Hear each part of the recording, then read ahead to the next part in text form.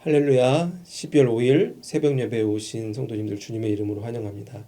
이 시간 하나님이 주시는 은혜와 평강이 충만한 시간이 되시길 주님의 이름으로 축원합니다.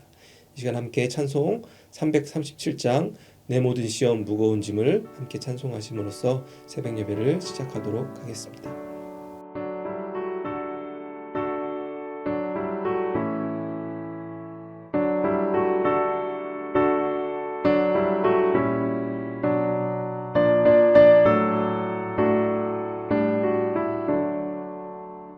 내 모든 시험 무거운 짐을 주 예수 앞에 아뢰이며 근심에 쌓인 날 돌아보사 내 대신 모두 맡으시네. 무거운 짐을 나 홀로 지고 견디다 못해 쓰러질 때 불쌍히 여겨 구원해 주리. 은혜의 주님 오직 예수. 내 모든 괴로움 닥치는 말라 주 예수 앞에 아뢰이며 주께서 친히 날 구해 주사 넓으신 사랑 베푸시네. 무거운 짐을 나 홀로 지고 견디다 못해 쓰러질 때 불쌍히 여겨 구원해 주리. 은혜의 주님 오직 예수.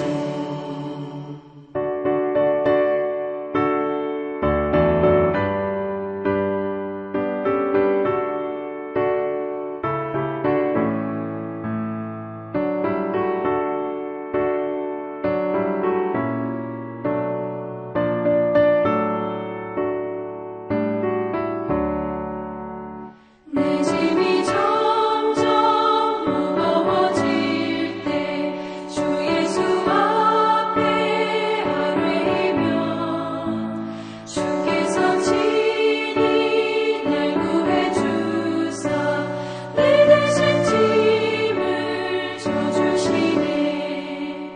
무거운 짐을 나 홀로 지고 견디다 못해 쓰러질 때 불쌍히 여겨 구원해 주리. 은혜의 주님 오직 예수. 마음의 시험 무서운 죄를 주 예수 앞에 아뢰이며 예수는 나의 능력이 되사 세상을 이길 힘 주시네. 무거운 짐을 나 홀로 지고 견디다 못해 쓰러질 때 불쌍히 여겨 구원해 주리. 은혜의 주님 오직 예수.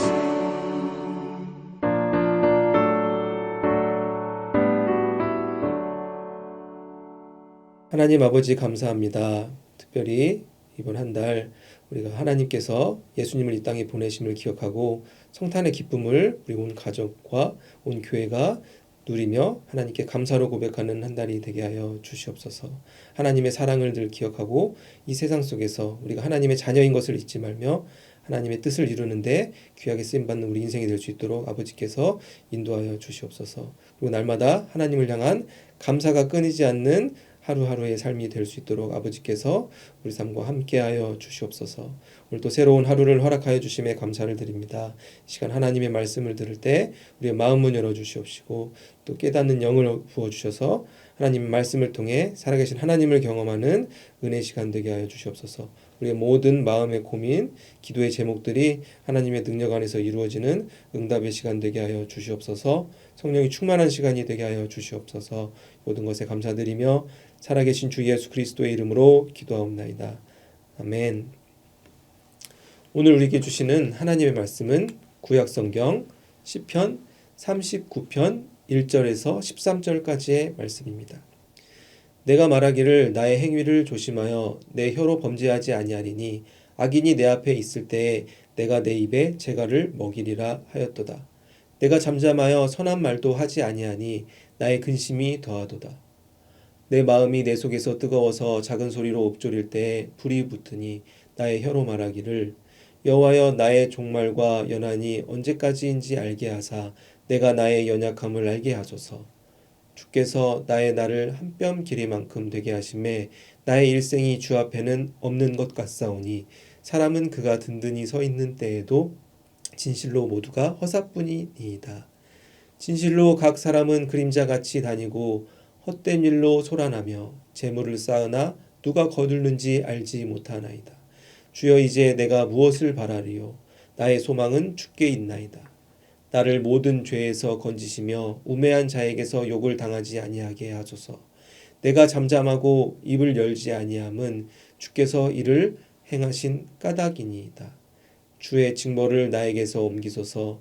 주의 손이 치심으로 내가 쇠망하였나이다. 주께서 죄악을 책망하사 사람을 징계하실 때에 그 영화를 좀먹음같이 소멸하게 하시니 참으로 인생이란 모두 헛될 뿐이니이다. 여호와여 나의 기도를 들으시며 나의 부르짖음에 귀를 기울이소서. 내가 눈물을 흘릴 때에 잠잠하지 마옵소서. 나는 주와 함께 있는 나그네이며 나의 모든 조상들처럼 떠도나이다. 주는 나를 용서하사 내가 떠나 없어지기 전에 나의 건강을 회복시키소서. 아멘. 오늘은 시편 말씀을 통해서 하나님이 주시는 은혜를 나누도록 하겠습니다. 시편은 우리가 잘 알고 있는 것처럼 시들을 모아놓은 책입니다. 우리가 시에 대해서 또 생각해 볼 수 있습니다. 시는 무엇입니까? 흔히 문학 장르 중 하나를 우리가 시라고 부릅니다. 그 저자의 그 생각이라든가 담고 있는 그 메시지를 특별한 형식의 언어로 표현하는 것을 우리가 시라고 지칭을 하는 것입니다. 한국인들이 좋아하는 시들이 있습니다. 어떤 매체에서 한국인이 가장 좋아하는 시가 무엇인지 설문조사를 한 적이 있습니다. 1위부터 10위까지 뽑은 적이 있었는데 거기에서 1위를 했던 시가 있는데 아마 여러분들도 기억하실 겁니다. 김소월님의 진달래꽃이 우리 한국인들이 가장 좋아하는 시라고 그 매체는 발표를 한 적이 있었습니다. 그 시 우리가 기억하고 있죠. 학교 학창 시절에 많이 배워서 나보기가 역겨워 가실 때에는 말없이 고이 보내드리오리다 이렇게 시작하는 시였습니다. 우리가 이 시를 읽으면서 우리는 어떠한 생각을 할 수 있습니까? 그런 시를 적었을 때 그 저자의 마음 같은 것을 우리가 공감하게 되는 것입니다. 이 저자가 어떠한 마음으로 이 시를 적었을까? 이 시를 통해서 우리에게 전해지는 메시지는 무엇인가 우리가 그런 것들을 시를 통해서 발견하고 생각해 볼 수 있는 것입니다. 그런데 우리가 성경 속에 이런 시편에서의 시는 일반적인 시와 다른 점이 있다는 것을 우리가 또 성경을 보면서 확인할 수 있는 것입니다. 무엇이 다르죠? 성경 안에 시편에 있는 시들은 그 시의 저자가 하나님과의 관계 속에서 자신의 믿음을 고백하는 것입니다. 그냥 자신의 생각을 말하는 것이 아니라 하나님과의 관계 속에서 나의 믿음을 표현하고 자신의 기도를 올리는 것이 시편에 담겨져 있다는 것을 우리가 시편의 내용을 통해서 보면서 알 수 있는 것입니다. 오늘 본문 특별히 시편 39편은 다윗의 시로 알려져 있습니다. 시의 저자가 다윗인 것을 표현하고 있는 것입니다. 다윗은 어떠한 인물이었습니까? 목동 출신이었지만 또 하나님의 은혜 가운데 그의 삶이 유다 나라의 왕이 되고 결국 북이스라엘을 통일을 시켜서 통일 이스라엘 왕국을 40년 동안 어떻게 보면 이끌었던 많은 이들에게 존경받는 왕으로서의 삶을 살았던 인물이 다윗이라는 것을 우리가 기억하고 있습니다. 이러한 다윗의 삶에 대해서 하나님께서는 이렇게 표현하고 계십니다. 사도행전 13장을 보시면은 다윗에 대해서 이렇게 하나님께서 말씀하십니다. 내 마음에 합한 자다. 내 뜻을 다윗을 통해서 다 이루게 할 것이다 라고 하나님께서는 말씀하셨습니다. 즉 다윗의 삶을 다시 한번 우리가 정리해보면 왕으로서 40년 동안 살았으면 수많은 좋은 것을 누렸던 사람입니다. 많은 이들에게 존중을 받고 존경을 받았던 사람입니다. 또한 하나님께도 마음에 합한 자라는 그러한 명칭을 들을 정도로 하나님께도 인정받았던 그런 믿음의 사람이었다는 것을 우리가 알 수가 있는 것입니다. 그런데 이런 다윗 왕이 오늘 30편 39편은 자신의 인생이 조금 노년기에 적은 것으로 알려져 있는데 자신 스스로의 인생을 어떻게 평가하는지 오늘 39편의 말씀을 통해서 우리가 볼 수가 있는 것입니다. 다윗 스스로는 자신의 인생에 대해서 어떻게 생각했을까요? 먼저 우리가 1절 말씀을 다시 한번 함께 읽어 보시겠습니다. 내가 말하기를 나의 행위를 조심하여 내 혀로 범죄하지 아니하리니 악인이 내 앞에 있을 때에 내가 내 입에 재갈을 먹이리라 하였도다. 아멘. 1절에서는 다윗이 무엇을 말하고 있습니까? 내가 나의 행위를 조심하겠다. 내 혀로 범죄하지 아니하겠다. 어떻게 보면 다짐을 하고 있는 것입니다. 그런데 이 다짐이 스스로 하는 말이 아니라 하나님 앞에 약속하는 그런 모습이 1절에 담겨져 있습니다. 다윗은 왜 갑자기 자신의 삶에서 자신의 행위를 후회하는 모습을 보이며 자신의 혀로 범죄했던 것들을 후회하며 내가 다시는 말로 범죄하지 않겠습니다 라고 다짐을 하고 있을까요? 그것을 알기 위해서 우리가 39편 바로 전편인 38편을 우리가 볼 필요가 있습니다. 38편을 보시면은 다윗이 육체의 고통과 정신적인 고통 속에서 하나님께 구원을 외치고 있는 그러한 모습들이 38편에 담겨져 있습니다. 즉 39편 1절에 시작하자마자 자신의 행위를 반성하고 자신의 그 언어를 어떻게 보면 회개하고 후회하고 있는 모습을 보여주는 이유는 다윗이 지금 자신이 경험하고 있는 육체적 고통, 정신적 고통이 나의 잘못 때문이다. 나의 죄 때문이다라고 인정하고 있는 모습인 것을 우리가 알 수가 있는 것입니다. 다윗은 제가 좀 전에 말씀드린 것처럼 40년 동안 왕으로서 화려한 인생을 살았습니다. 수많은 재물이 있었고 권력이 있었고 명예가 있었고 많은 사람들이 그 아래 있었습니다. 그럼에도 불구하고 그가 그 노년에 다시 한번 자신의 인생을 되돌아보니 그 화려한 인생 뒤에 남들에게 말할 수 없는 고통이 있었다는 것을 우리가 말씀을 통해서 볼 수가 있는 것입니다. 우리의 인생도 마찬가지입니다. 우리가 남들에게 말할 수 없는 나의 스스로만 간직하고 있는 아픔들이 있을 수 있는 것입니다. 다른 이들에게 내 아픔을 고백할 수 없는 이유가 무엇입니까? 그들이 나의 아픔을 치료해 줄 수 있는 게 아니라는 것을 알고 있기 때문에 내가 그 아픔과 상처를 가슴에 안고 살아가게 되는 것입니다. 오늘 본문에서 다윗은 어떻게 이야기합니까? 자신의 고통의 이유에 대해서 이렇게 말합니다. 내가 이렇게 고통받게 되는 이유는 나의 말 때문이다. 나의 언어 때문이다 라고 특별히 1절에서 3절까지 계속해서 이야기하고 있는 것입니다. 말이라는 언어는 우리가 인간관계에서 굉장히 중요합니다. 어떤 설문조사 기관에서 하루 동안 남성과 여성이 얼마만큼의 단어를 이렇게 말하는지 조사를 한 적이 있습니다. 그 조사 결과를 보시면 여성은 약 2만 단어를 말하고 남성은 7천 단어를 말한다고 이렇게 조사 결과가 나온 적이 있습니다. 뭐 사람마다 다르겠지만 일반적으로 여성분들이 조금 더 많은 말을 하루 동안 한다라고 우리가 해석할 수 있습니다. 우리가 인간관계 안에서 서로 어떤 말을 주고받느냐에 따라 그 관계가 변화된다는 것을 우리가 삶을 통해서 볼 수가 있는 것입니다. 내가 상대방에게 어떤 말을 하고 그가 나에게 어떤 말을 하느냐에 따라서 우리의 관계가 설정되는 것입니다. 내가 남을 비난하는 말을 하고 남을 책망하는 말을 하고 원망하는 말을 할 때 우리의 관계가 완성되지 못하고 견고히 설 수 없게 된다는 것을 우리가 경험을 통해서 알 수가 있는 것입니다. 오늘 다윗이 고백하고 있는 것이 무엇입니까?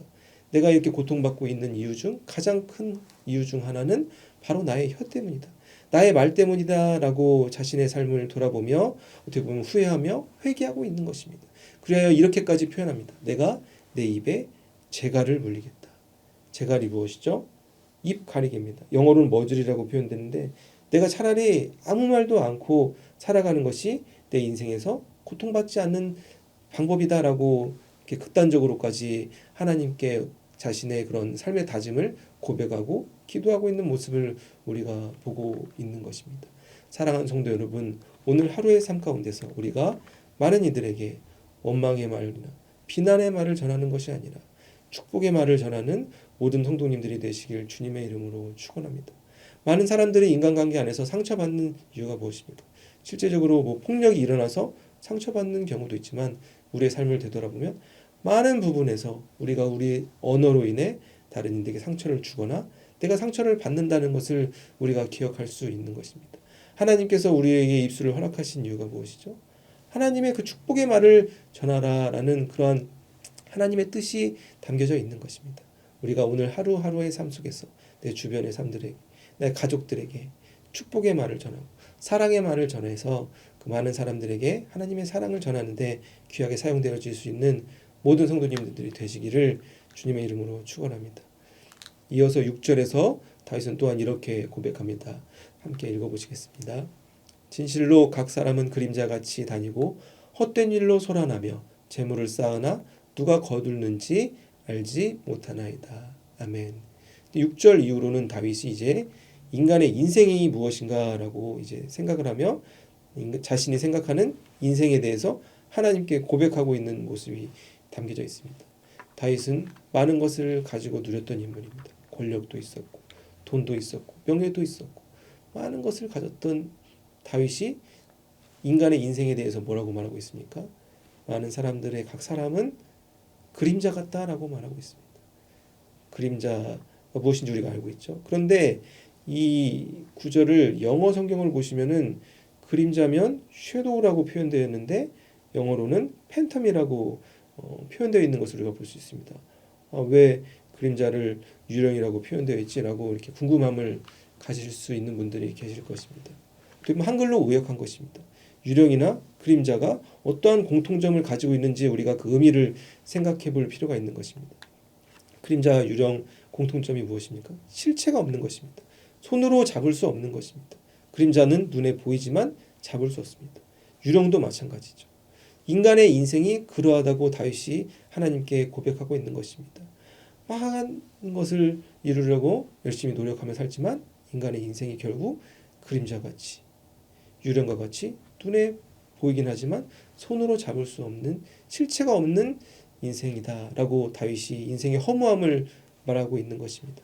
또한 이어서 다윗은 인생에 대해서 뭐라고 표현합니까? 인간의 인생이 헛된 일로 소란한 인생을 산다. 소란은 무엇입니까? 소란은 시끄러운 것을 의미하죠. 그런데 히브리어 원어를 이 구절을 보시면은 바쁘다는 의미도 그 안에 담겨져 있습니다. 즉 인간의 인생이 시끄럽고 바쁜 인생을 살아간다라는 것입니다. 그림자 같고 유령과 같고 바쁘며 시끄럽고 헛된 걸로 인해 인생을 낭비하는 삶을 살아가는 것이 인간의 삶이다라고 다윗이 말하고 있습니다. 우리가 어느덧 벌써 12월이 되었습니다. 2022년도 다 끝나가고 있습니다. 조금만 있으면 우리 또 한 살 더 먹게 되죠. 너무나도 바쁘게 우리 인생이 흘러가고 있는 것 같습니다. 연말이 되면 그러한 생각을 더욱더 많이 하게 되는 것 같습니다. 이럴 때 우리가 오늘도 말씀을 통해서 우리가 생각해 볼 수 있는 것이 무엇입니까? 우리가 지난 1년 동안 무엇을 위해서 바쁘게 살았나 우리 삶을 되돌아볼 필요가 있는 것입니다. 나의 바쁨과 나의 열심이 헛된 것을 위한 삶은 아니었는지 나의 삶을 되돌아볼 필요가 있는 것입니다. 유령과 그림자와 같은 삶을 살게 되면 하나님의 뜻을 이룰 수 없습니다. 헛된 일로 소란하며 이 땅에 재물을 쌓는 삶이 하나님께서 나에게 원하시는 삶이 아니라는 것을 우리가 깨달아야 되는 것입니다. 많은 세상의 사람들은 무엇에 미쳐 있습니까? 돈에 미쳐 있습니다. 돈만 있으면 절대적인 행복한 삶을 살아갈 수 있을 거라고 많은 사람들이 생각합니다. 그리하여 요즘에 나오는 미디어에서 뭐 매체에서 TV쇼에서 보면 많은 뭐 드라마의 뭐 주인공들이 다 재벌이에요. 재벌, 뭐 돈 많은 사람들. 돈 많은 것이 나쁘다는 것이 아닙니다. 하지만 우리가 기억해야 되는 삶이 무엇입니까? 하나님께서 우리에게 원하시는 삶은 재벌집 아들이 아니라는 것입니다.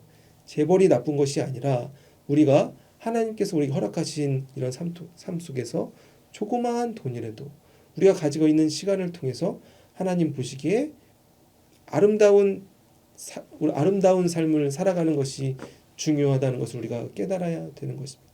헛된 것을 쫓는 삶이 아니라 나의 삶을 통해 나의 조그만 돈을 가지고 나의 조그만 시간과 나의 힘을 통해서 하나님 보시기에 의미 있는 삶을 하루하루 살아갈 때 하나님께서 우리 삶을 통해 영광 받아주시고 우리 삶을 통해 하나님의 뜻이 이루어진다는 것을 우리가 깨달아야 되는 것입니다. 사랑하는 성도 여러분, 우리가 화살처럼 빨리 지나가는 이 세상 속에서 유령처럼 그림처럼 헛된 것을 쫓지 않고 하나님 나라 천국의 소망을 품고 날마다 살아가 우리의 인생의 후반부에 하나님께 큰 기쁨을 올려드리고 나의 삶을 통해 하나님의 영광을 나타낼 수 있는 모든 성도님들이 되시길 주님의 이름으로 축원합니다. 마지막으로 다윗은 이러한 삶을 살기 위해 우리에게 필요한 것이 무엇인지 7절에 이렇게 고백합니다. 7절 말씀 함께 읽어보시겠습니다. 주여 이제 내가 무엇을 바라리요 나의 소망은 주께 있나이다. 아멘. 우리가 무엇을 바라는 인생을 살아야 될까? 세상을 바라보는 삶이 아닙니다. 우리의 소망이 세상을 향하는 것이 아니라 하나님을 향해 있어야 되는 것입니다. 하나님께서 원하시는 뜻이 나의 삶을 통해 이루어지는 것을 날마다 기도하며 꿈꾸는 삶을 살아가야 되는 것입니다. 그럴 때 우리가 인생의 후반부에 우리의 삶을 되돌아보며 후회하는 삶이 아닌 감사하며 하나님 나라의 천국으로 향하는 삶을 살아갈 수 있다는 것을 우리가 오늘 말씀을 통해서 깨달을 수 있는 것입니다. 오늘 말씀 정리하겠습니다. 우리가 크게 두 가지를 기억할 수 있습니다. 첫 번째로는 우리 하루의 삶 속에서 축복의 말을 전하는 삶을 살아가야 된다는 것입니다. 원망의 말, 비난의 말을 전하는 것이 아니라 나의 주어진 모든 관계 안에서 하나님이 보시기에 아름다운 사랑의 말, 축복의 말을 전하는 삶을 살아갈 때 하나님의 그 뜻이 우리 가운데서 이루어진다는 것을 우리가 기억할 수 있는 것입니다. 두 번째는 무엇입니까? 우리의 소망이 세상을 향하는 삶이 아니라 하나님께 소망을 두는 삶을 살아가야 된다는 것입니다. 우리의 삶은 정말 빨리 지나갑니다. 하루하루 너무나 빨리빨리 흘러가는 이러한 세상 속에서 헛된 것을 쫓는 삶이 아닌 세상의 가치를 추구하는 삶이 아닌 하나님께 소망을 두는 삶을 살아 우리 삶을 통해 하나님 보시기에 아름다운 열매 맺는 삶을 살아가는 우리 모두가 되어야 될 것입니다. 사랑하는 성도 여러분, 오늘 우리에게 주신 시편 39편의 말씀을 기억하며 우리 삶을 통해 축복의 말을 전하고 하나님께 소망을 두는 오늘 하루의 삶을 살아가시는 모든 성도님들이 되시기를 주님의 이름으로 축원합니다. 하나님 아버지 감사합니다. 오늘 시편 말씀을 통해서 우리가 이 땅을 살아가면서 어떠한 마음으로 살아가야 되는지 또 깨닫게 하여 주시니 감사를 드립니다. 우리가 원망의 말, 비난의 말을 다른 사람들에게 전하는 것이 아니라 축복의 말을 통해 하나님의 사랑을 전할 수 있는 우리의 삶이 되게 하여 주시옵소서. 그래야 우리의 삶을 통해 많은 영혼들이 주님께 돌아오는 구원의 역사가 오늘 하루의 삶 가운데서도 일어나게 하여 주시옵소서. 하나님을 향한 감사가 끊이지 않게 하여 주시옵소서. 그리고 또한 우리가 이 바쁜 세상 속에서 헛된 것을 쫓는 삶이 아닌 하나님 나라의 소망을 품고 살아가 하나님께 소망을 두는 삶을 살아 많은 이들에게 하나님이 무엇인지 살아계신 하나님의 능력을 보여주며 살아갈 수 있는 귀한 사명을 감당하는 우리 모두가 되게 하여 주시옵소서. 우리의 힘과 능력으로는 할 수 없습니다. 오늘 하루의 삶 가운데 하나님께서 동행하여 주셔서 성령 하나님의 음성에 순종하고 성령의 열매 맺는 아름다운 삶을 살아갈 수 있도록 아버지께서 함께하여 주시옵소서. 이 모든 것에 감사드리며 살아계신 주 예수 그리스도의 이름으로 기도합나이다. 아멘.